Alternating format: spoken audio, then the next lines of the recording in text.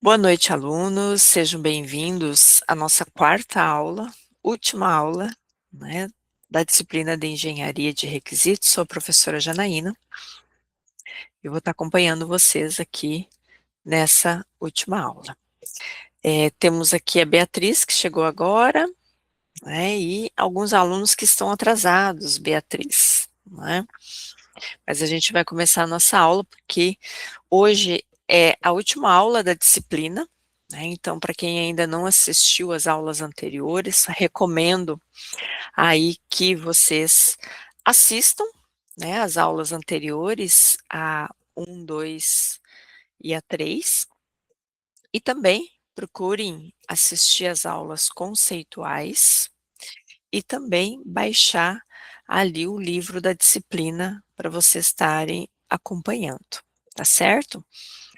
Muito bem, gente. Na aula passada, a gente conversou sobre a parte de documentos voltados à área do levantamento de requisitos. Então, eu mostrei para vocês ali um estudo de caso, como realizar uma documentação, e eu mostrei dois modelos, né? Eu trabalhei com vocês com um documento voltado à parte da metodologia tradicional, e também um modelo voltado à metodologia ágil.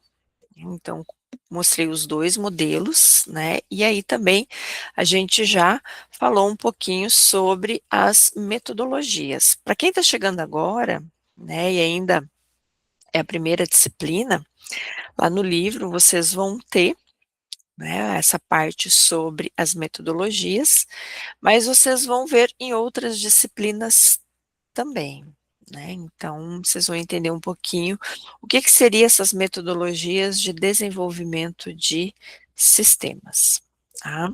E para nossa aula de hoje, para a gente finalizar a nossa disciplina, a gente vai trabalhar com a questão da evolução dos requisitos, como que eles evoluem. A gente vai falar um pouquinho de uma parte muito importante, que é o controle de mudança dos requisitos, né, porque se eles evoluem, quer dizer que eles vão estar mudando ao longo do ciclo de vida, e tem que haver esse controle dessas mudanças. A gente vai falar um pouquinho sobre a rastreabilidade de requisitos e a matriz de rastreabilidade de requisitos. Porque toda vez que a gente muda algo, a gente precisa localizar, né, onde esse algo está, olhar para ele, verificar se ele tem ou não relacionamentos e ligações com outros requisitos, né, ou seja, com outras funcionalidades que nós temos no sistema, para que a gente consiga fazer uma mudança.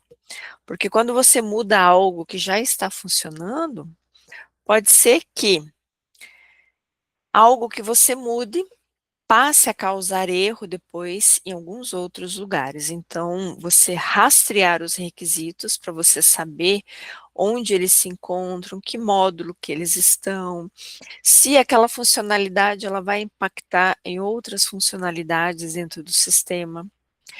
E a gente vai ver também modelos aí de rastreabilidade de requisitos, né? Também é um documento e ele faz parte aí do que nós chamamos de documentos de requisitos ou documentos aí de levantamento de requisitos, ok?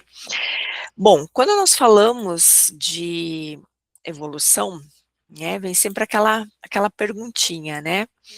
E aí eu vou pedir para vocês pensarem. Imagina que, faltando 2 semanas para entregar um sistema, o cliente ele chega para você e solicita uma nova funcionalidade crítica. O que que você faz? Né? Ou seja, você está ali há 2 semanas de entregar um sistema que foi pensado durante muito tempo, né, ele já foi projetado, né, já foi analisado, projetado, já foi implementado, já tem código pronto, já foi testado, e aí você está para entregar esse sistema pronto, mas o cliente, ele solicita uma nova funcionalidade, e essa funcionalidade ela é crítica, né. Que significa falar uma funcionalidade crítica, né? Nós já vimos aí nas aulas anteriores que muitas vezes a gente vai ter sistemas que são considerados críticos, que colocam a vida, né, do usuário, a vida do ser humano em risco. Ele pode ser crítico no sentido ali financeiro, mas uma funcionalidade crítica num sistema que já está para ser entregue, é algo, né, que tem que parar, tem que pensar, tem que analisar, e realmente ver se isso dá tempo, né, já que você está ali há 2 semanas. Isso acontece, gente, muito, tá. Quando a gente fala, né, de evolução dos requisitos, é porque eles mudam, né, e a gente viu lá na primeira aula que o desenvolvimento de um sistema, ele é um ciclo de vida. Então ele inicia quando o cliente solicita o que ele quer que seja desenvolvido, você passa a fazer o levantamento das funcionalidades, né, que são os requisitos, e você analisa, né, requisitos funcionais, requisitos não funcionais, requisitos que são da área de negócio, do domínio, e você faz todo um levantamento, faz toda uma análise, depois a gente passa para uma outra fase, que é a parte de projeto, que é a parte de modelagem, que é como se você desenhasse como o seu sistema ele vai ser, como que ele vai se comportar, e aí depois a gente passa para a implementação, né, que é onde nós temos ali a parte que envolve algoritmos, linguagem de programação, testar, validar, depois tem a parte de manutenção e implantação, que é implantar o sistema lá no cliente, né, que é instalar ele lá no cliente.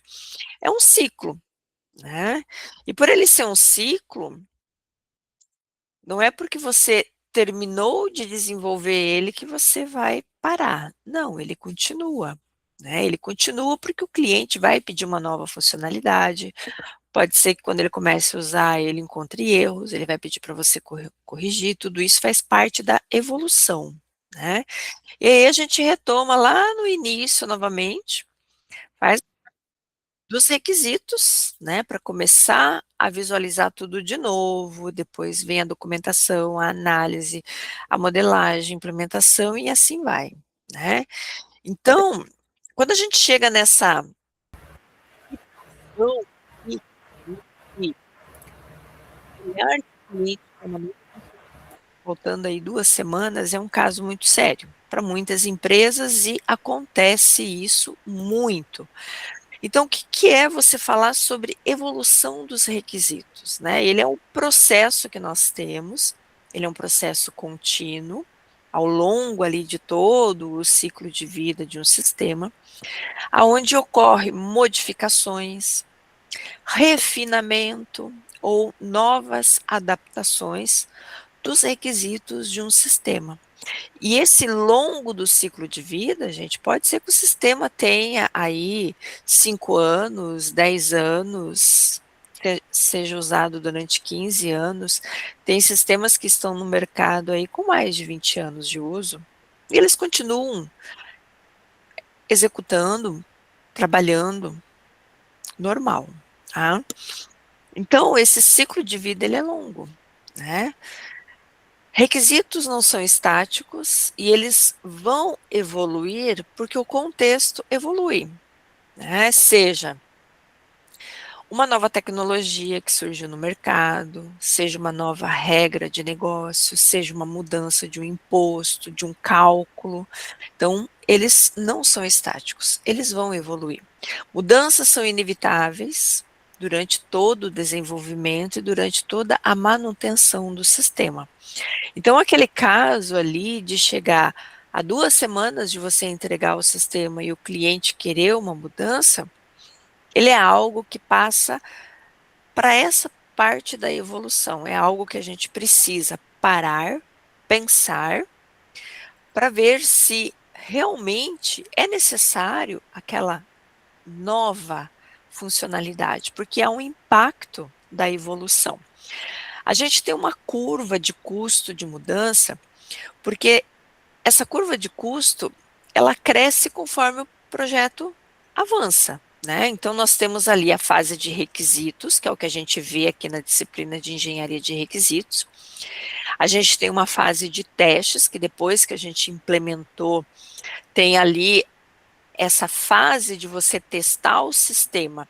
Testar, gente, não é apenas olhar para o sistema e ver se ele tem erros, né? O testar também é validar para ver se tudo aquilo que o cliente solicitou lá no início realmente foi desenvolvido, está de acordo, né? Ao teste de aceitação pelo usuário. E aí o sistema em produção lá no cliente, que daí o sistema já está em uso.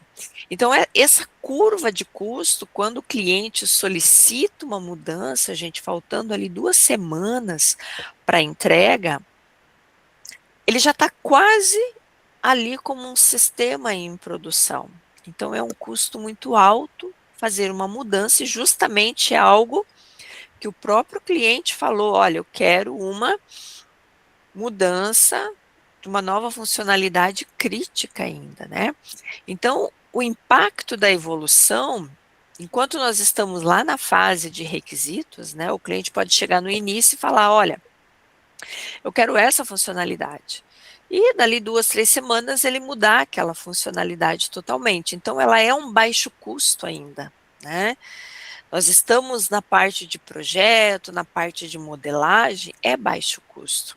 Na parte de implementação, nós ainda estamos entre baixo custo e um custo médio. Já na fase de teste, ele já é um custo médio, porque muitas vezes aparecem erros, então você vai ter que voltar, você vai ter que analisar o que é que foi feito errado, onde que está esse erro. Então ele começa a ter um custo um pouco mais elevado para a empresa, quando a gente está com mudanças, né, com alterações na fase de testes, e muito alto quando ele está em sistema em produção, né. Então essa evolução, gente, ela precisa ser muito bem pensada. Aqui tem um gráfico, né, que ele mostra que quanto mais tarde a gente mudar algo, maior vai ser o retrabalho, né. Vocês imaginem lá em produção e você precisar fazer uma mudança em uma funcionalidade crítica. É um custo muito elevado, tanto para a empresa de desenvolvimento como para o cliente, e gera um retrabalho gigantesco, porque você está mudando uma funcionalidade totalmente, né.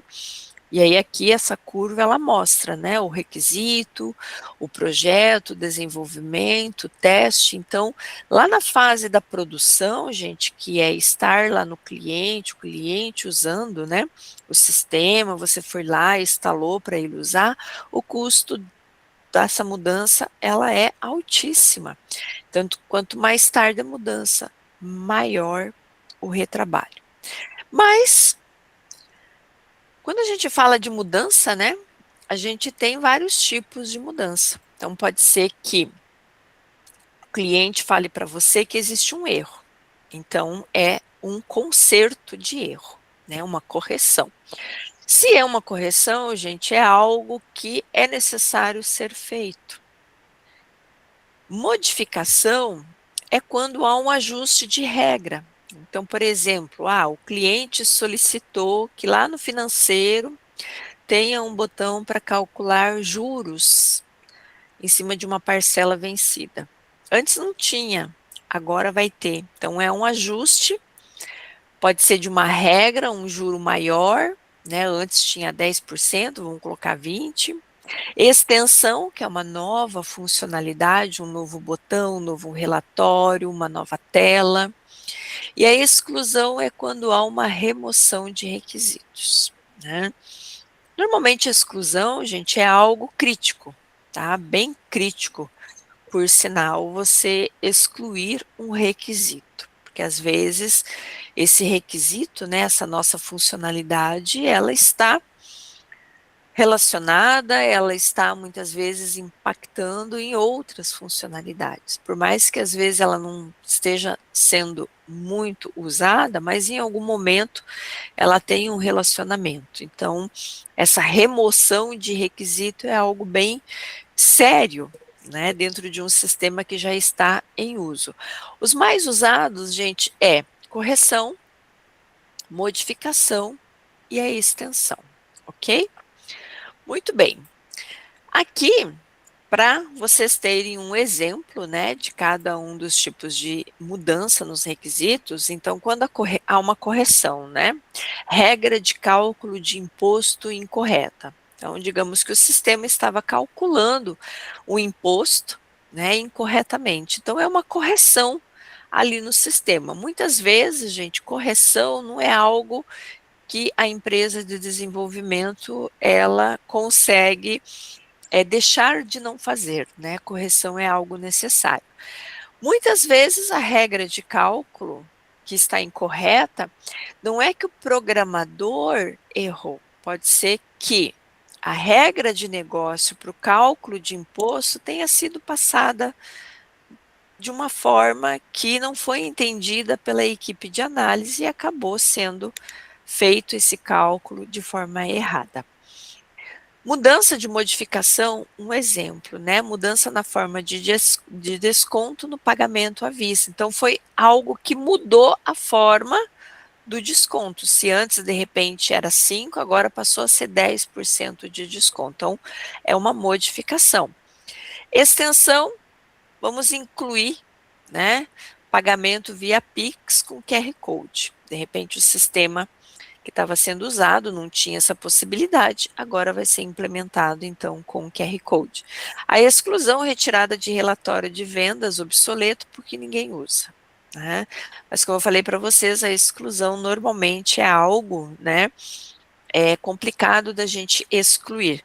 Muitas empresas desabilitam, né, aquele relatório, mas não retira ele totalmente ali, principalmente do código.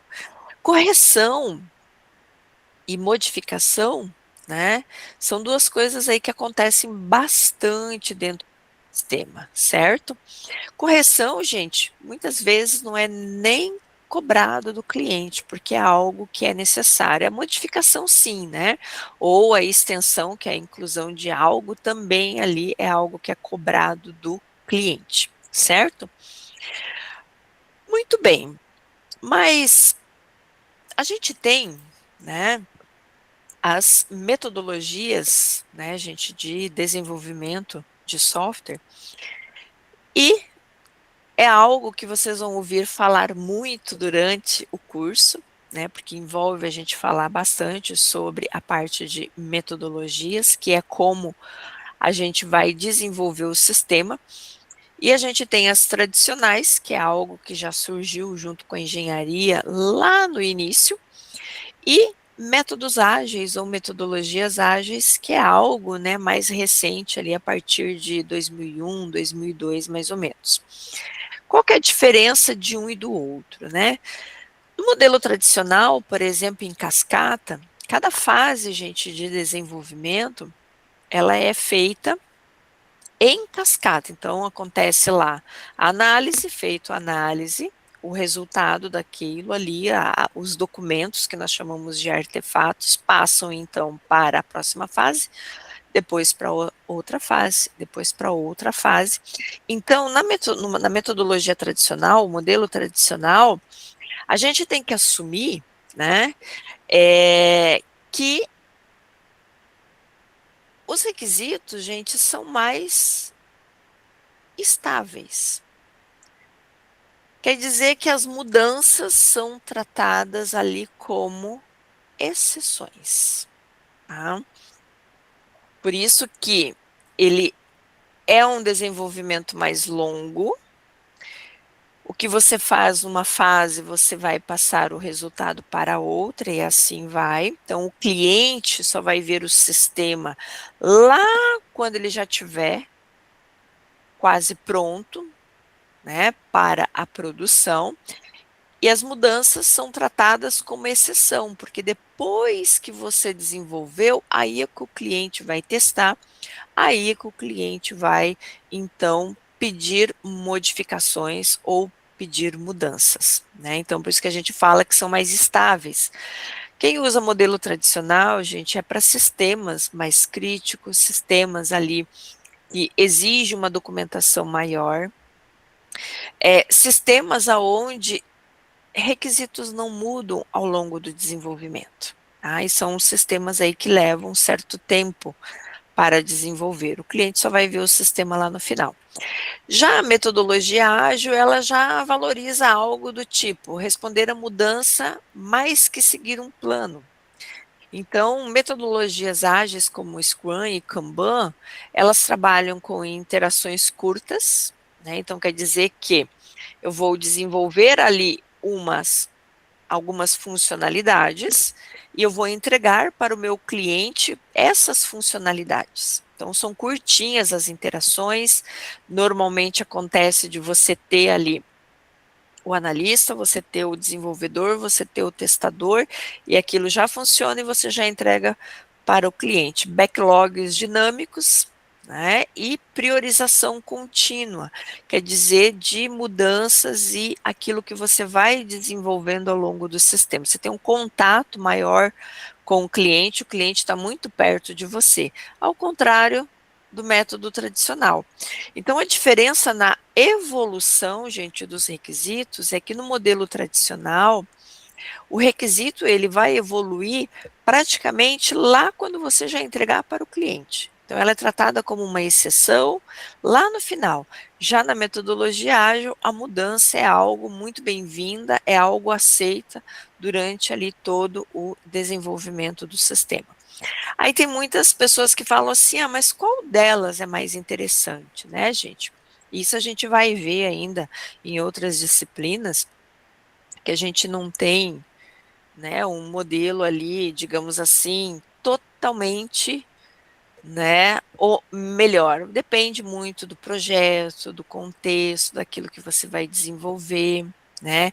Requisitos estáveis pede mais um modelo tradicional, enquanto que métodos ágeis, né, é algo ali, mais rápido, mais ágil, né. Normalmente quem trabalha muito com aplicativos, com websites, trabalha mais com métodos ágeis, tá, gente. Mas não se preocupa, a gente vai falar ainda sobre isso, né. Eu estou explicando, porque nós temos alunos novos, né, a primeira disciplina. Vocês têm também isso lá no material de vocês, mas a gente vai ver aí em outras disciplinas falar muito mais sobre a parte aí de metodologias. Agora vamos pensar um pouquinho, né, você já participou de um trabalho em grupo em que alguém mudou tudo na última hora? Né, eu acho que sim, né. Quem aí fez o ensino médio principalmente, ou já fez outra faculdade, ou gente no local de trabalho, né, tem um grupo lá, se reúnem, tem todo um projeto, tudo, e daí na última reunião resolveram mudar tudo na última hora, né. Se você já viveu, né, essa situação, então quer dizer que você viveu o que nós chamamos de problema de controle de mudança, né. Não é só a evolução daquilo que vai mudar, mas ter um controle do que vai mudar, né. Então se você já mudou tudo na última hora, então gente, é um problema muito sério de controle de mudanças. Em requisitos, né, o controle de mudanças, gente, é um processo formal, aonde a gente vai identificar, vai analisar, vai aprovar, vai implementar e documentar as alterações nos requisitos de um software. Que é importante nisso, né, é pensar assim, ó, mudanças, gente, independente no meio ou no final, são inevitáveis, né. Mas o problema todo não é mudar, e sim mudar sem controle, né. Já imaginou? Ó, o cliente chega lá e "Não, vamos mudar esse botãozinho, vamos mudar, né, essa tela de lugar", e aí não tem um controle, né. Não tem um controle de o que foi mudado, quem mudou, quem é que aprovou aquela mudança, quem implementou, onde está a alteração na documentação dos requisitos, né? Porque não adianta a gente trabalhar com uma documentação, começam a aparecer mudanças aí enquanto a gente está desenvolvendo e o documento continuar o mesmo do início, né? Ele tem que ser ali atualizado enquanto a gente vai alterando ele também, né? Porque o documento de requisitos, gente, ele é um documento vivo enquanto está o ciclo de vida. Toda vez que ocorre uma mudança, temos que ir lá e atualizar ele. Então, ter uma gestão adequada dessas mudanças é essencial para manter a consistência e a qualidade no sistema. Agora pensem comigo, né? Por que nós temos que controlar a mudança, né? Primeiro, gente, escopo descontrolado, né? O que é o escopo de um projeto, né? É o objetivo geral dele. Se a gente começa a mudar muita coisa, quer dizer que o escopo dele inicial começou a ficar descontrolado. Mudança, ele gera algo chamado de retrabalho excessivo, porque às vezes você muda algo, você mudou descontroladamente, sem controle, sem nada, e começou a pipocar erros. É um retrabalho excessivo, porque antes não tinha erro e agora começou a aparecer por causa de uma mudança que não foi controlada. Há um aumento de custos, né? Porque mudança sem controle pode ser que haja programadores, analistas trabalhando a mais do que o necessário. E se há um retrabalho, quer dizer que tem um aumento de custo. Atrasos, gente, toda mudanças que ocorrem, né, ela acaba atrasando o cronograma. Isso é fato, né? Aquela pergunta que eu coloquei para vocês lá no início, né? Imagina o cliente chegar faltando 2 semanas para a entrega e ele pedir uma mudança num requisito, numa funcionalidade crítica. Ou o atraso que vai acontecer no cronograma. Porque às vezes não é só ir lá, não, vamos ajeitar essa funcionalidade aqui e o resto, gente. Né? E todo o teste, toda a validação e tudo o resto que vem atrasa. Conflitos entre stakeholders, né? Stakeholders, pessoas interessadas ali no projeto de desenvolvimento. Então, há um conflito entre o cliente, entre o analista, entre o desenvolvedor, depois vem o testador também. Então, há um conflito entre essas pessoas e há uma perda de rastreabilidade, né? Quer dizer que você perdeu, você já não sabe mais, porque você vai olhar para a documentação e vai pensar assim: ah, mas espera aí, né? A documentação ela é do início do projeto. Ninguém foi lá e modificou ou atualizou essa documentação. Então, quando você precisar realmente olhar, você vai ver que a documentação está diferente do que você tem no sistema. Então, há uma perda de rastreabilidade, porque você já não sabe mais o que aconteceu com os requisitos iniciais. Então, controlar a mudança, gente, ele é muito necessário. Mas a mudança, assim como você implementar algo, ele também tem um processo, gente, né? O processo é o quê? É um passo a passo, um guia que a gente vai estar executando ali num ciclo. Então, a primeira coisa é, vamos identificar esse problema, né? Ele é um erro que você precisa arrumar, ele é uma atualização, o que ele é? Feito isso, a gente analisa, né, esse problema específico dessa mudança.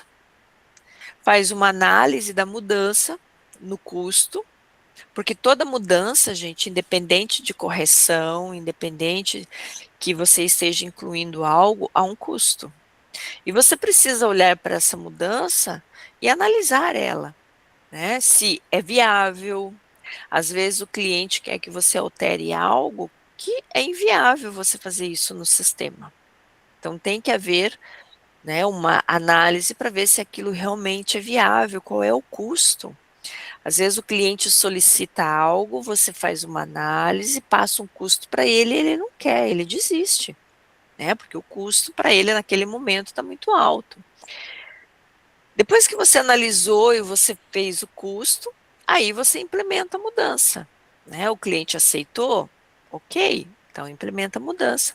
Requisitos revisados. O que que quer dizer isso, gente? Você vai ter que ir lá na documentação de requisitos e revisar toda a documentação, fazer todas as atualizações necessárias. Então é um ciclo, né? Desenvolver o sistema, você não vai parar ali, você vai voltar e você vai continuar novamente esse processo todo de analisar, de especificar, de verificar, de implementar, para depois entregar para o cliente. Qual que é o ideal, né? Que sempre que você tentar modificar o documento de requisitos, ao mesmo tempo em que esse requisito é alterado ou adicionado no sistema. Então, tem que ir modificando, gente, tem que ir, tá? Já trabalhei em empresa em que eles falavam assim: não, depois a gente altera a documentação. E aí esqueceu de alterar, aí veio outras mudanças e quando viu a documentação, ela estava toda defasada, diferente do que estava no sistema. O que que foi feito? Foi parado ali 20 dias só para fazer a atualização da documentação. Então gerou ali um custo altíssimo para a empresa, né? Mas era necessário porque a documentação já estava se perdendo, né? E quando isso acontece, começam a aparecer erros, gente, por mudanças que são feitas, porque o documento não está de acordo com o que está no sistema, né? Então, é necessário ter, sim, um controle ali de mudanças muito grande. Agora, pense o seguinte, né? Se o requisito mudar, você sabe exatamente o que será impactado? Isso é uma pergunta importante, porque quando nós olhamos para um sistema, às vezes o cliente chega e fala: não, muda só esse botãozinho aqui. Não, não, é só um cálculozinho, né? Mas uma mudança, gente, né? Um requisito que muda, que se altera, a gente tem que saber qual é o impacto nele. Porque às vezes um cálculo em algum lugar, ele vai alterar em outro lugar, né? Por exemplo, uma tela que faça um cálculo ali de desconto, e você tem uma nota fiscal, algo do gênero, um pedido, alguma coisa que você imprima em outro lugar, aquilo também vai ser impactado, porque o cálculo vai vir dessa outra tela, né? Então, a gente precisa saber exatamente aonde isso vai ser, né? E, gente, não é fácil, né? Não é fácil você saber exatamente o que vai ser impactado. E às vezes a gente olha para o código, você olha para a documentação, e aí, né? Como que você sabe exatamente o que que vai ser impactado? Bom, é aqui que entra o que nós chamamos de rastreabilidade de requisitos. Você rastrear, né, gente, algo ajuda vocês a identificarem qual é o requisito que originou aquela funcionalidade, quais testes validam determinado requisito, quais módulos são impactados por uma mudança. Então, muitas vezes, né, gente, quando a gente precisa adicionar uma funcionalidade nova, você vai ter que ver qual é o impacto dessa mudança no módulo que já está em funcionamento, né? Testes, por exemplo, a gente usa uma matriz de rastreabilidade para validar determinado requisito. Quando há uma mudança, houve uma mudança em algo, gente, na hora de testar, tem que olhar para a matriz de rastreabilidade, porque ali é onde você vai olhar se aquela mudança ali vai impactar em outros lugares, porque você precisa testar, tá? Já aconteceu várias vezes, né, de você testar o sistema que foi totalmente mudado e começar a aparecer erros, gente, em lugares aonde não foi alterado.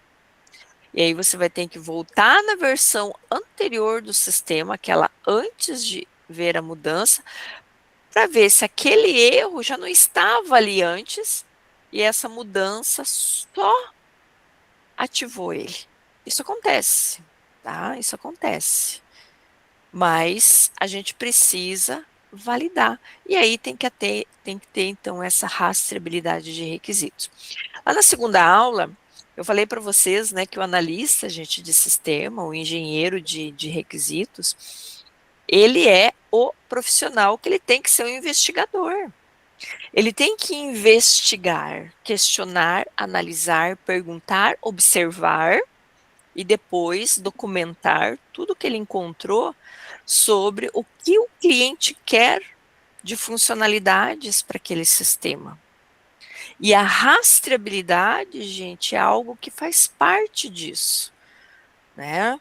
Porque quando algo acontece que precisa ser alterado, precisa ser testado, porque começou a ter erros, você vai ter que rastrear os requisitos que você escreveu lá no início, quando você começou a pensar em desenvolver o sistema para o seu cliente. Então, você pensar assim: onde estão meus requisitos? Quantos eu tenho que estão um ligado ao outro, né? Então, olha só, a rastreabilidade de requisitos, gente, é a capacidade de acompanhar a vida de um requisito, desde quando ele foi criado, deu sua origem, até a implementação e até o seu teste. Tá? Então, não é simplesmente assim, eu preciso criar um cadastro de produtos. Você vai ter que rastrear a origem até a implementação e o que foi testado.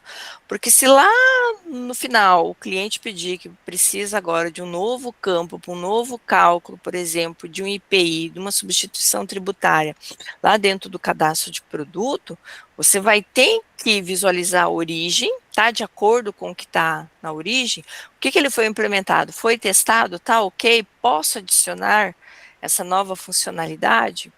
Então, segundo o Somerville, né, e aí eu já falei para vocês na primeira e na segunda aula, Ian Somerville, assim como o Pressman e o Maxim, são ali os autores da área da engenharia de software. Até coloquei para vocês, né, uma indicação de leitura, coloquei vários links para vocês, né, conseguirem baixar esse material. Deixei nesses slides aqui também, né? Então, segundo o Somerville, gente, a rastreabilidade, ela permite analisar impactos quando ocorre uma mudança. Então, para você analisar o impacto e também calcular o custo dessa mudança, é só você olhar para as matrizes de rastreabilidade de requisito, né? Porque não é só rastrear, a gente tem que ter uma matriz, essa matriz tem que ser atualizada de acordo com as mudanças que ocorrem no sistema e na documentação de requisitos. Então, gente, quando a gente trabalha com rastreabilidade, é aonde você vai ter um conjunto ali de relacionamentos, de ligações de requisitos, que são coletados com as fontes dos requisitos ou com eles mesmos e com outros artefatos. O que significa isso, né? Lá na segunda aula, a gente falou sobre fontes das informações, dos requisitos, né? Quem é a fonte? Já que você é um investigador, você tem que correr atrás das fontes. São os usuários, né, os stakeholders ali envolvidos, é uma documentação que o sistema já tinha, uma documentação técnica ou uma documentação de um sistema anterior, né, ou de um sistema qual ele tem uma ligação, um relacionamento. Documentação, gente, da área de negócio, né, como notas técnicas, padrões, regulamentos das diversas áreas. Então, essa rastreabilidade, eu tenho que olhar e pensar assim: esse requisito faz parte desse conjunto de requisitos e ele foi coletado com essas fontes aqui. Porque quando você fizer uma mudança de algo, você vai ter que verificar quem foi o stakeholder que solicitou aquele requisito. Quem solicitou esse requisito foi um vendedor, porque ele precisava imprimir um relatório de quantas vendas ele fez no mês. Opa, Então, eu tenho que estar verificando com esse pessoal, quem fez a venda, o usuário, o vendedor, alguém que solicitou, né? E isso vai estar lá na documentação para estar verificando, gente, se há formas de mudar, precisa realmente mudar. Vínculo do requisito aos requisitos relacionados, né? Então, que vínculos são que esse requisito, que essa funcionalidade no sistema, ele tem com outros relacionados que estão dentro do sistema? E vínculo do requisito com padrões do projeto. Então, a gente rastrear, né, além da gente ter uma matriz, nós temos que olhar para a documentação de requisitos e olhar para as fontes de informação que foram coletadas. Muitas vezes acontece de a gente ter uma mudança de um requisito que foi realizada por um stakeholder, por alguém que não está mais na empresa. Mas aí entrou outra pessoa no lugar, o qual essa está solicitando a mudança. Então, nesse caso, né, aí é só analisar se a mudança ela é adequada, se ela pode ser feita, né, e trabalhar em cima da mudança. Então, rastrear, gente, requisitos, né, e aí nós temos que olhar, porque nós temos tipos de rastreabilidade, né. A fonte de requisitos, que é a que eu acabei de explicar para vocês, que vocês vão olhar qual foi a fonte da informação, né, de quando você analisou e descreveu os requisitos. A gente tem uma rastreabilidade, gente, da lógica de requisito, né. Então, por exemplo, vamos pensar assim, para que eu consiga realizar uma venda, eu preciso ter, primeiramente, um cadastro de cliente e um cadastro de produto, certo? Então, há uma lógica de requisitos, certo? Olá, Pedro, chegou agora. Esse "ô louco", né, significa que a aula já está rodando, né, o pessoal que está chegando aí, né, agora nós estamos já em 9 alunos, não sei se vocês lembraram que a aula era às 7, né, mas vamos lá. Essa lógica, gente, é porque muitas vezes eu preciso de outros requisitos que estão em outras telas, em outros lugares, para que ocorra a lógica, né, por trás daquilo ali. Então, eu não vou conseguir realizar uma venda se eu já não tiver um cliente cadastrado, se eu não tiver aquele produto cadastrado no sistema para que eu possa vender ele, né. Então, há uma lógica por trás ali dos requisitos. A rastreabilidade, gente, requisito por requisito. Ah, não sabíamos onde entrar, não teve o aviso no mural com o link. Pessoal, quem chegou agora, tá, e tiver aí contato dos outros colegas, o link é sempre o mesmo, tá? Então, o link, quando vocês recebem da disciplina, para as 4 aulas ao vivo que a gente tem, o link é o mesmo, tá? Então, por isso que vocês não receberam no mural o link, porque o link é o mesmo das aulas anteriores, certo? Então, já fiquem ligados, né? Ah, tá mandando no grupo? Obrigado, Pedro. Então, pessoal, na semana que vem, vocês vão começar outras disciplinas, tá? Aí vai ser um outro link. E daí, lembrando, o link para as 4 aulas vai ser sempre o mesmo, certo? Então, da primeira, da segunda, da terceira, da quarta aula, o link é o mesmo, tá? Ele não muda. Vocês recebem um link para a disciplina que inicia, o link é o mesmo para as 4 aulas, ok? Então vamos lá, gente, requisito de requisito, tá? Então, quando você trabalha com uma rastreabilidade, você vai rastrear um requisito e há uma mudança desse requisito. Então, você rastreou que houve alguma mudança, tá? Requisito de projeto, aí ele vai envolver o projeto como um todo. Rastreabilidade de interface de requisito é quando aí houve mudanças dadas aí à interface, tá certo? Bom, gente, o pessoal acho que está entrando. Obrigada aí, Pedro, por ter mandado pro pessoal, né? A Tati chegou, tô vendo que tem mais alguém. né? Então coloquem no grupo, gente, que o link, quando ele é liberado na primeira aula, ele funciona para os 4, beleza? Mas não se preocupem que a aula fica gravada, tá, gente? Beleza? Vamos lá, então. Mas como é que eu faço, então, para rastrear, gente? É o que nós chamamos de matriz de rastreabilidade, né?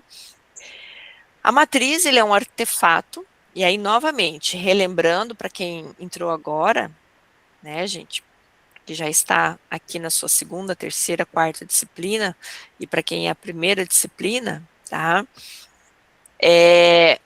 Artefato é uma palavra que a gente usa muito na área, e significa que você cria documentos, códigos, pode ser tudo que você criar durante o desenvolvimento, a gente fala que é um artefato, tá? Um código, um diagrama, o próprio documento de requisitos é um artefato, né?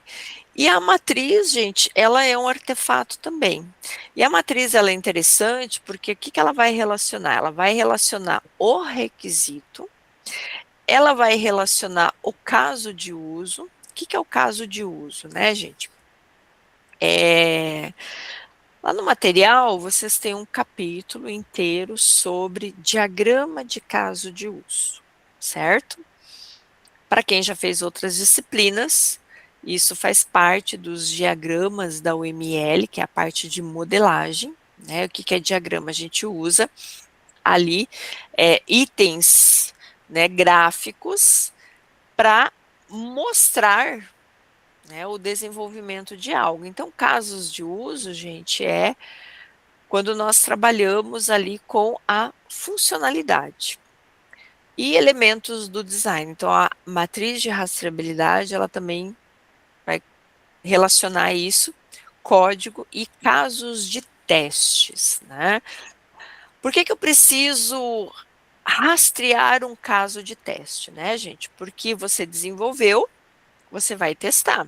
Você vai ter um caso de teste ali, que é onde você testou aquela funcionalidade, aquilo é documentado. Porque quando o sistema ele passar em produção, passar a ser usado pelo cliente, e caso ocorram erros, você tem um caso de teste, porque você testou. E o caso de teste, quando você rastreia ele em casos de erro, gente, ele vai te dizer, ou esse caso de teste que você trabalhou, ele não cobriu todas as opções, ou ele estava correto e o teste não é naquela parte da funcionalidade.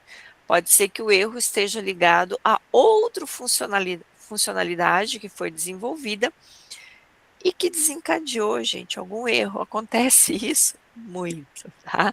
Vocês vão ter aí pela frente ainda disciplinas de qualidade e teste, né? E a gente vai trabalhar muito com casos de testes aí, script de teste, parte de automação, para vocês entenderem que realmente às vezes isso acontece. Uma mudança que a gente faz em algo, às vezes desencadeia, gente, um erro em outro lugar, tá?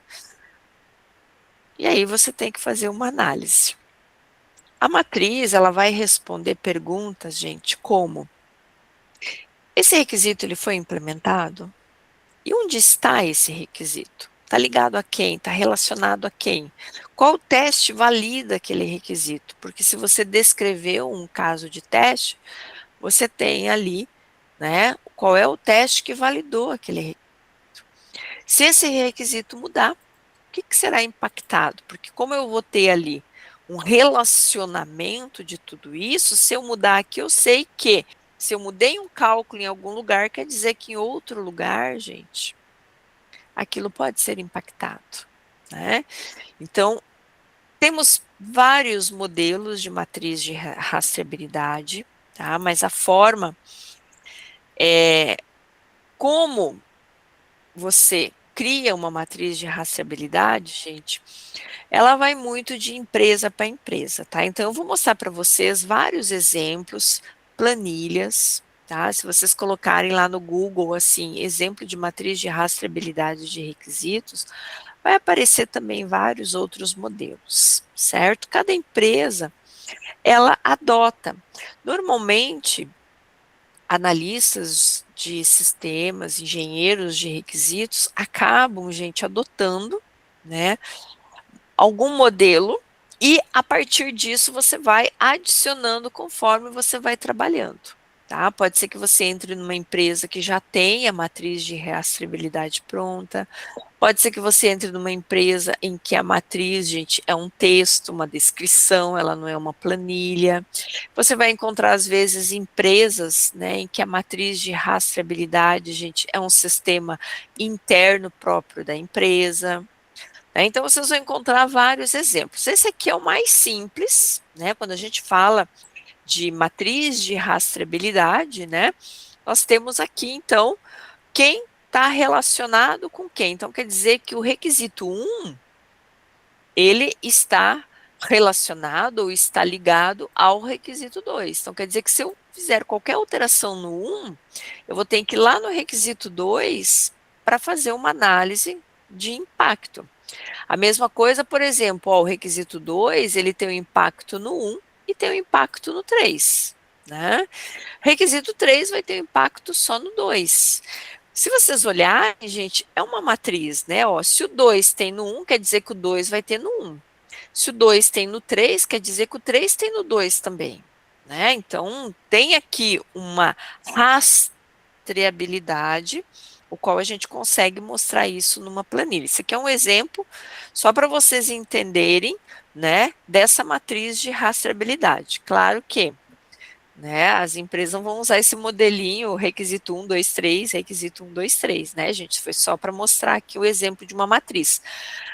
Mas que modelos que a gente tem, né? Ó, esse aqui é um modelo, aonde eu vou ter ali, ó, a identificação, né, o ID do requisito. Então, eu tenho REF 01, REF 02, REF 03. Lembrando, gente, que RF, requisito funcional, o 01 é um código. Também vem muito da empresa. Tem empresa que coloca 001, tem empresa que coloca letras, né? Então, o ID da identificação do requisito, isso fica conforme o padrão da empresa. A descrição do requisito, né? Então, por exemplo, calcular frete por CEP. Caso de uso, né? Então, aqui vai estar mostrando que esse requisito, calcular frete, ele se refere ao caso de uso lá no diagrama de caso de uso, 02, né? Por que caso de uso, né, gente? User case. Qual que é o módulo? Logística. Então, quer dizer que esse requisito, ele está ali relacionado ao módulo da logística. Então, quer dizer que o impacto vai ser no módulo da logística. Aí, aqui tem um caso de teste, né? Então, aqui as siglas que estão aqui, gente, também são exemplos, tá? Novamente, cada empresa, ela pode fazer uma alteração. Qual que é o status? Em desenvolvimento. Então, quer dizer que ainda está sendo desenvolvido o requisito calcular frete por CEP. Realizar pagamento via cartão já está implementado. Integrar com gateway externo, integração, também está pendente, né? Ainda ninguém mexeu nele. Então, aqui tem o status de como está, né, aquele requisito. Qual é o módulo, né, e quem está ligado a quem. Nesse caso aqui eu não tenho um outro requisito, mas sim eu tenho um módulo. É um exemplo, tá, gente? É uma tabela, pode ser feita no Word, pode ser feita no Excel, tá? Normalmente, muitas das empresas, elas trabalham muito com planilhas dinâmicas, né, do Excel. Aqui tem outra, tá? Outro modelo, então aqui nós temos ali, ó, a identificação de qual é o projeto, a data de criação da matriz de rastreabilidade, quem é o gerente do projeto e um resumo do projeto, né?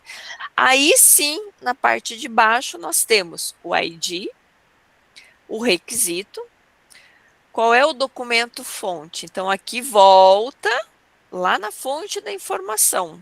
Quem informou o requisito, né? Quem pediu? Ah, foi o cliente, foi o gerente, vai estar aqui qual é o documento da fonte. Que tipo de arquitetura que tem esse projeto? Aí que nesse caso aqui, gente, é uma arquitetura de software. Qual é o componente, tá? Que poderia ser módulo, né? Qual é o componente e qual é o caso de teste, tá? Então são exemplos, gente, de matriz de rastreabilidade para ser preenchidas. Como eu falei para vocês, as empresas elas fazem várias adaptações de acordo com aquilo que elas utilizam, né? Com o contexto ali do projeto. Aqui nós temos outra, né? Essa aqui também é uma planilha. Então, olha só, tem o nome do projeto, tem aqui o controle de custo. Então, aqui já apareceu, né, um outro detalhe, um controle de custo. Descrição aí é que tem, ó, o ID, aqui é a versão, né, gente, do sistema, descrição do requisito. Aqui vai ter, e eu não estou enxergando muito bem, né? Necessidades do negócio, oportunidades, aqui mudanças de objetivo, qual é o objetivo do projeto, entregas, desenvolvimento, caso de teste. Então, observem que já tem algumas colunas a mais, tá? Então, é um outro modelo aí também de exemplo de matriz. Então, a hora que finalizar a aula, vocês podem, gente, ir no Google, né, e pesquisar exemplos de matriz de rastreabilidade de requisitos. Vocês vão ver que vai aparecer vários. Tem até algumas empresas que elas disponibilizam modelos de planilhas, né, para vocês baixarem, para vocês terem uma ideia de como que é a matriz de rastreabilidade. Bom, aqui nós temos um modelo de rastreabilidade de requisitos. Gente, o que é um modelo, né? Modelo, ele vem de modelagem, tá? Então, para quem aí já fez disciplinas anteriores, né, a gente tem a parte de modelagem, que é a OML, com diagramas. Nesse caso aqui, gente, esse aqui, ele é um DER, diagrama, entidade, relacionamento, porque eu tenho aqui quem se relaciona com quem. Por que que eu coloquei isso para vocês? Tá, gente? Porque quando nós vamos rastrear um requisito, né, eu tenho que olhar que a decisão do negócio, ele afeta, gente, a regra de negócio. Então, quando nós formos fazer uma mudança em algo, a decisão vai afetar aquela regra de negócio, que afeta o caso de uso. Então, toda vez que você mudar algo, isso é afetado. A regra de negócio, ele tem que ser um item, gente, rastreável. Ele tem que ser um item que modifica e ele tem que ter quem é o responsável por essa mudança. Quem é que toma a decisão? A decisão de negócio, gente, é uma razão de nós termos um item rastreável. Então, aqui, para vocês terem uma ideia de como que isso afeta. Toda vez que você mudar algo, que você alterar algo, você vai ter que ir na documentação de requisitos, fazer a adequação, fazer a modificação, atualizar aquele documento e, ao mesmo tempo, gente, ir lá na matriz de rastreabilidade e fazer as adaptações necessárias. Porque se antes você tinha o requisito 1, que está ligado ao 2, e de repente você fez uma mudança aonde o requisito 3 entrou no meio, a documentação modifica e a matriz vai modificar também. Então, tudo é afetado, né? É afetado a decisão do negócio, a regra de negócio, que afeta o caso de uso, e tudo isso são itens rastreáveis, tá? Bom, para quem tem ali o 1 e o 0, né, gente, o asterisco, né, isso aqui, ele significa que algo está afetando um ou mais vezes, ou muitas vezes não afeta, tá? Também, como eu falei para vocês, isso aqui vocês vão ter, mas eu quis colocar para quem já viu, né? E para vocês olharem que tudo isso é afetado quando a gente modifica algo, né? A matriz de rastreabilidade, gente, ela dá um trabalho é, bem importante, né, para quem trabalha, porque toda vez que algo mudar, a matriz muda também, tá? Qual que é a relação com o controle de mudança, né? Então, toda vez que ocorrer uma mudança, você vai ter que mudar. Mas a matriz, gente, ela é algo antes da mudança e pós-mudança, porque olha só, digamos que você queira mudar o requisito um, tá? Pode ser requisito um. A matriz ela vai permitir que você identifique o módulo que vai ser impactado por essa mudança, porque você vai ver que o requisito um está para esse módulo, qual caso de teste vai ter que ser atualizado após essa mudança e qual a documentação deve ser revisada. Ou seja, gente, sem você ter uma rastreabilidade, riscos de falhas ocultas vão ocorrer e muito. Então, toda vez que você mudar, você olha lá para a sua matriz de requisitos de rastreabilidade. Mudou, gente, atualiza a matriz de requisito, porque quando vir uma nova mudança, você vai voltar e você vai olhar novamente para essa matriz de requisitos, né, de rastreabilidade. Porque senão você não vai conseguir visualizar qual é o módulo que vai impactar, qual é a documentação, qual é o caso de teste que tem que ser atualizado, né? Então, hoje as empresas trabalham e muito com rastreabilidade. Muitas linguagens de programação, ela permite, né, através de diagramas de classe, por exemplo, para quem trabalha com programação orientada a objeto, a ter essas matrizes de rastreabilidade a partir ali de diagramas.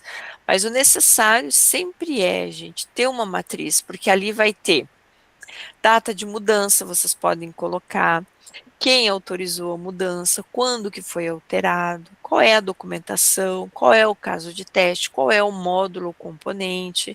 Então, é necessário, né, que a gente crie essas matrizes aí de rastreabilidade. A matriz é um instrumento essencial, né? Como eu falei para vocês, ela garante algo de que nada seja esquecido e que toda mudança seja controlada. Porque ela vai conectar requisitos ao produto final, gente, e sustenta o controle de mudanças. Então, aquilo que eu falei para vocês, né, de controlar a mudança, a gente controla a mudança no requisito através da matriz de rastreabilidade. E, novamente, gente, documento de requisitos, matriz de requisitos. São duas documentações, dois artefatos separados. Toda vez que houver alguma mudança, documentação de requisitos precisa ser alterado e a matriz de rastreabilidade também precisa ser atualizada. Porque se isso não for atualizado, quando você fizer uma nova mudança, aí vai virar uma bagunça, né?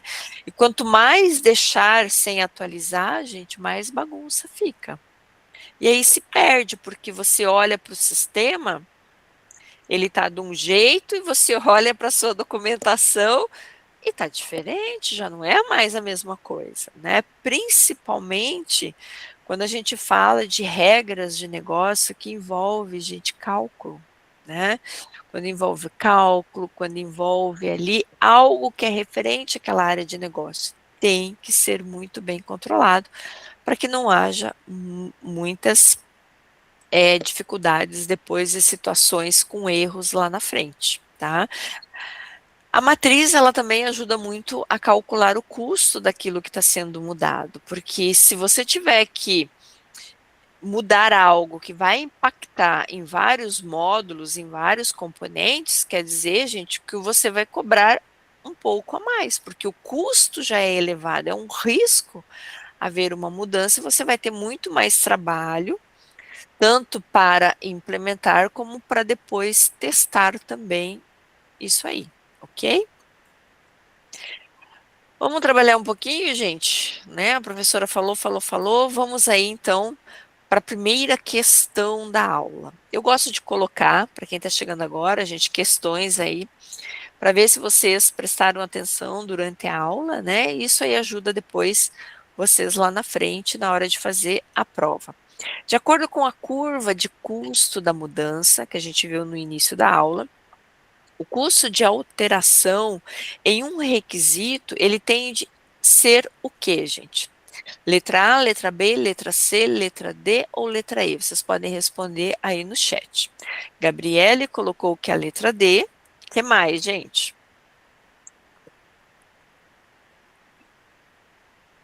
Leonardo, Beatriz. Bom,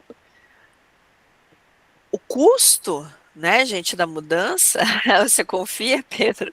Ela é uma curva, né, gente? Nós vimos que se a mudança ocorre lá no início dos requisitos, né, você tem ali um baixo custo. Mas quanto mais o seu projeto anda, mais alto vai ficando o custo, né? Então ele cresce conforme o projeto avança, né? Menor na fase da produção, ao contrário, né, gente? Ele é muito maior na fase de produção, ele já está em produção no cliente, né? Então, se você fizer uma mudança lá, vai ser um custo altíssimo. Igual em todas as fases? Não, ele é menor na fase de requisitos e maior lá na fase de produção, na parte final. Maior nas fases iniciais? Não, nas fases iniciais ele é menor. Né? Então, a resposta correta, letra D, certo? Vamos para mais uma, gente. Essa aqui é para pensar.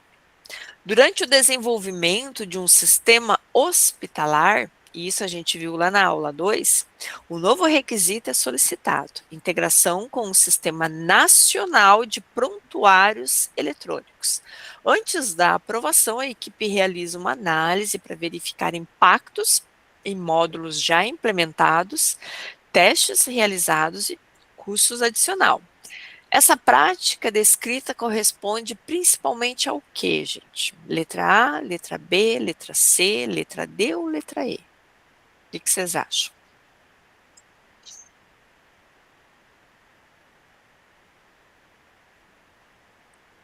E aí? Letra B? Quem mais, gente? Acha que a letra B, Fábio? Mais alguém? Ou outra letra, né, gente?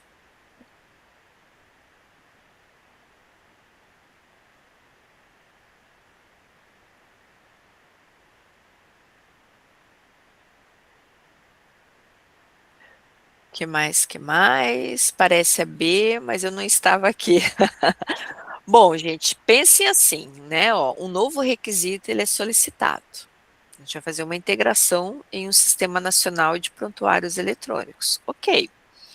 Só que antes da aprovação, né, desse novo requisito, a equipe precisa realizar uma análise para verificar impactos em módulos que já estão implementados no sistema, testes e custos adicionais. Quando a gente fala de validação incremental de requisitos, é porque eu vou validar esse requisito sendo incrementado, mas não tem nada antes da aprovação, quer dizer que eu vou validar ele após. Elicitação de requisitos não, porque esse aqui é no início de tudo. Prototipação exploratória? Não, né, gente? Um protótipo é algo ali de um sistema. Teste de regressão automatizado? Não. Regressão, gente, é você voltar, né, para versões anteriores para testar, digamos assim, né? Você está regredindo. Então, a resposta correta é: antes da aprovação, você precisa fazer uma análise de impacto da mudança, né? Para verificar o quê? O que é que foi impactado, testes, custos, né? Então, eu tenho que fazer uma análise do impacto da mudança, certo? Questão 3, gente. Alteração na forma de cálculo de desconto em um sistema caracteriza qual tipo de mudança? Letra A, letra B, letra C, letra D ou letra E? O que vocês acham?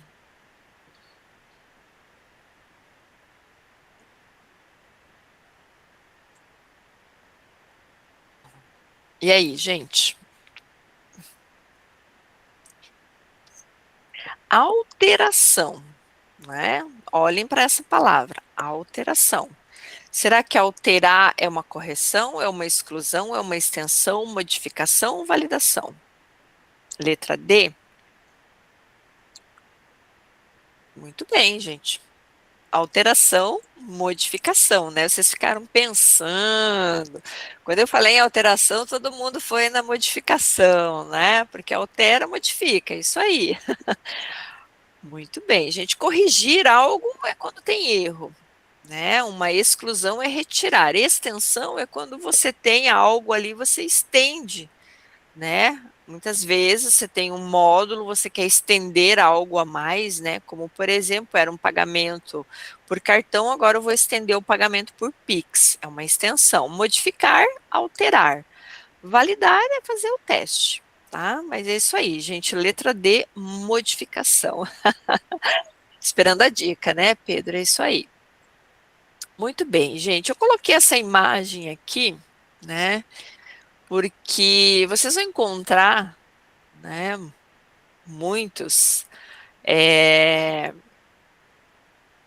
principalmente piadas, né, da área da engenharia de software. Então, nós temos ali a engenharia de software da depressão, tem a análise e desenvolvimento, gente, da depressão, né? E é interessante, ó, Jack, você teme a morte? Não, eu temos RNTT. T que vem da falta de análise, né? E o que que ele coloca, né? Requisito não tão triviais. Aquilo que não está em nenhum documento pré-existente, não existe, é de extrema importância para o funcionamento do sistema, né, gente? Então, assim, vocês vão encontrar bastante, tá? E eu só quis colocar para vocês que realmente, né, muitas vezes, né, a gente tem muitos requisitos, gente, que não está em nenhum documento, não está em nenhum lugar, não foi previsto, algo chegou e mudou, né? Principalmente, né, em empresas menores, né? Trabalhei numa empresa que ela era bem familiar, gente, e eu era da área da documentação e da área de testes. E aí o que que acontecia, né? Chegava sexta-feira e os programadores trabalhavam no final de semana desenvolvendo algo para um cliente muito específico, porque ele pagou aquilo por fora. E aí chegava na segunda-feira, na terça-feira, quando o sistema foi colocado em produção com aquela mudança e começava a pipocar erro, gente, para tudo que é lado. E aí, é lógico, né, que o dono da empresa vinha em cima de quem? Do setor de testes. Como assim vocês não testaram? E aí você olhava e falava, peraí, mas como assim testar isso aí nem passou? Não existia até sexta-feira. Como que apareceu na segunda e na terça, né? Porque como era uma empresa menor, acontecia isso, o cliente pagava, ia lá, a equipe ia lá e modificava, fazia as modificações, só que, gente, esquecia-se que a documentação, tem que haver documentação, tinha um setor que testava que não foi avisado que houve mudança. Aí você pergunta o que foi mudado? Ah, não, foi mudado só uma coisinha que o cliente pediu, mas o que é essa coisinha que deu erro em tudo que é lugar, né? Então, esses requisitos, né, que não são tão triviais, você não acha eles em lugar nenhum. Acontece, gente, acontece, tá? Por isso que a importância da gente ter um controle de mudança, ter uma matriz de rastreabilidade, que toda vez que ocorre uma mudança, essa matriz ela é verificada por causa dos seus impactos e também, se a mudança ocorrer, essa matriz vai mudar junto, assim como a documentação tem que mudar também, né? Porque se não houver, gente, mudança e atualização, a equipe de teste não consegue testar. Tem que passar, porque ela vai olhar, olha, existia esse requisito antes, agora foi mudado para isso aqui. Opa, vamos testar. Qual que é o impacto? Quem está relacionado com quem ali para que eu consiga visualizar e olhar, né? E para que a gente não tenha sustos aí no futuro. Já aconteceu, gente, de ver você atualizar um cliente com uma nova versão do sistema. Deu tanto erro que o melhor a se fazer foi voltar à versão anterior. Justamente porque não foi feito verificação, não foi nada, porque você testava e nada estava na documentação, né? Então é algo bem complicado, né? Bom, vamos lá. Quanto trabalho perdido, verdade, Gabriele? Muito, tá?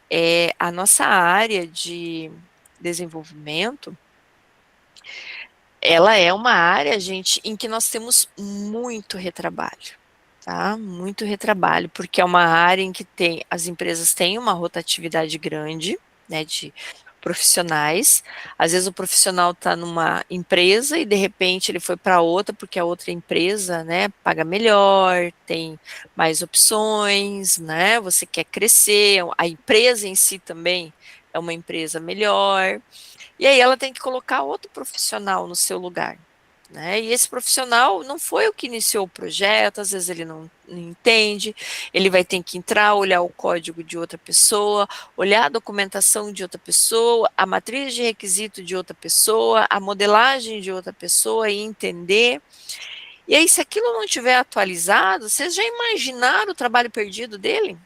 Né? Ele vai ficar ali uma semana em cima do material até entender, e pode ser que ele entenda e não é exatamente como está o código em si, tá? Vou deixar para vocês aqui, gente, uma indicação de livro, tá? Nas aulas anteriores eu deixei 2 livros que são a base da área da engenharia de software, tá? Que é o do Somerville e do Pressman.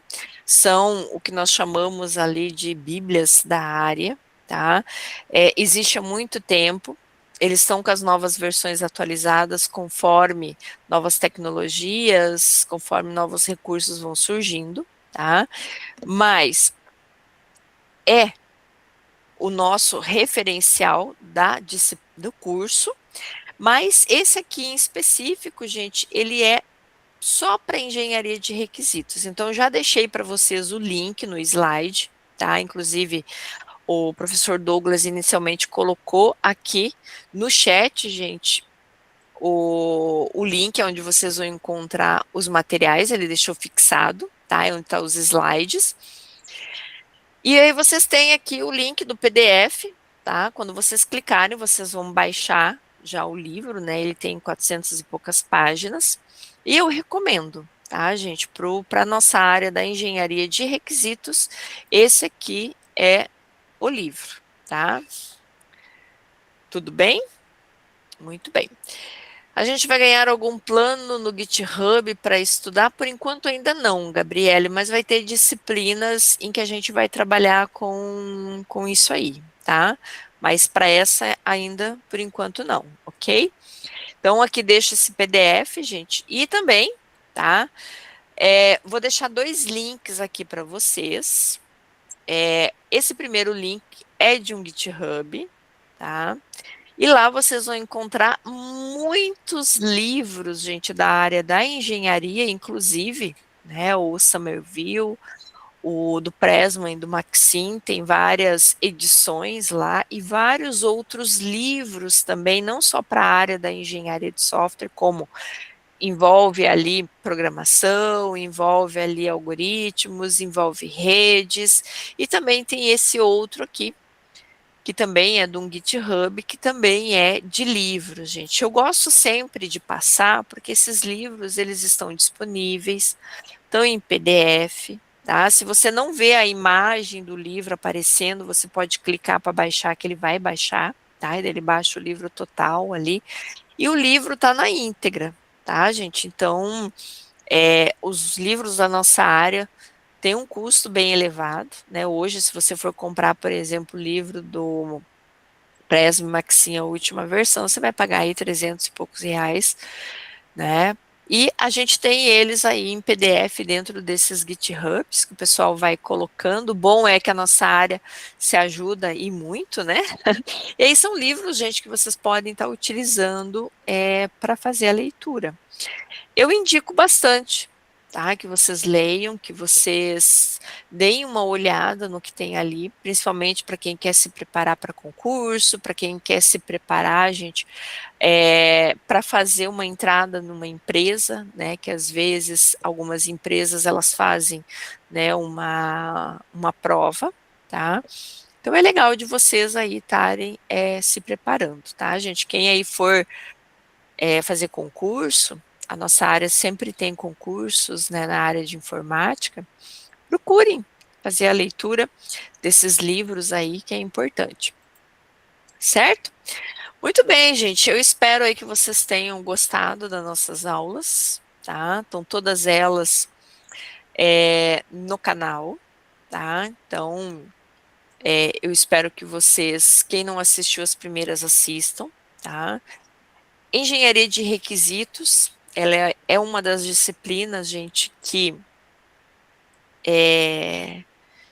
eu não vou dizer que no início causa um certo espanto para quem está entrando, tá? Mas ela é uma das áreas, das partes mais críticas dentro da engenharia de software, é a engenharia de requisitos, porque se a gente não documentar, não colher os requisitos, não fazer uma análise, uma especificação muito bem rigorosa no início, todas as outras fases de modelagem, de projeto, de implementação e de teste, gente, sai errado, né? Ela é a causa aí de muito insucesso, né, de projetos e sistemas aí no futuro, certo? Bom, gente, nós vamos se ver na próxima semana, né, com a disciplina de algoritmo e lógica, né? Então, para quem está ingressando na aula, gente, não percam essa disciplina, vocês vão receber o link lá no mural. E aí, novamente lembrando, né, o link ele é o mesmo para as 4 aulas aí da disciplina de algoritmo e lógica, tá certo? Tem alunos que vão fazer algoritmo e lógica e tem alunos, gente, que vão fazer, se eu não me engano, estrutura de dados. Mas não se preocupem, na sexta-feira, quinta, sexta-feira, é liberado para vocês aí essas disciplinas, né? E a gente se encontra aí na próxima semana. Deixo aqui, gente, meu e-mail para vocês, tá? Dúvidas. Ah, professora, eu não consegui achar os links. Manda um e-mail que eu mando para vocês os links dos livros. Lembrem-se, gente, que eu deixei links também de cursos, tá? Que vocês precisam fazer por causa das horas, atividades, né? Então você tem que fazer esses cursos por fora. E aí, qualquer dúvida que vocês tiverem, podem mandar no e-mail, tá, gente? Estou aberta aí a conversar com vocês pelo e-mail, trocar experiências, vocês podem perguntar, eu envio material, eu envio indicação, tá? Nós estamos aí pensando em pesquisas, tá? Sobre a área, para quem quer escrever um artigo, para quem quer publicar algo, manda contato, no meu contato, gente, também, sobre isso que a gente vai conversando e vai trabalhando, tá? Quem quer entrar na pesquisa, não se preocupa. A gente dá todos os direcionamentos, a gente vai conversando, a gente vê revistas para publicar, a gente periódicos para publicar, e isso é muito bom. Até porque o curso de vocês é 4 anos, né? Então é interessante aí. E para o futuro, né? De vocês, se vocês querem seguir na área ou querem partir aí para o lado do mestrado, é importante também publicar e trabalhar com a área de pesquisa. Tá bom, gente? Então, espero que vocês tenham gostado. Quem chegou aí, né, com a aula em andamento, gente, a aula fica gravada, então a partir de amanhã vocês já podem rever a aula novamente, tá? E a gente se vê aí nas próximas disciplinas, tá bom, gente? Beijos aí no coração de vocês. Se vocês tiverem dúvidas, né, podem mandar aí no meu e-mail, tá certo? Mas a gente se vê aí nas próximas aulas e venham preparados, que as próximas aulas a gente vai trabalhar aí com bastante exercícios também, tá bom, gente? Então, até mais. Beijos aí no coração de vocês. Tenham aí uma semana abençoada. A gente se vê semana que vem. Tchau, tchau.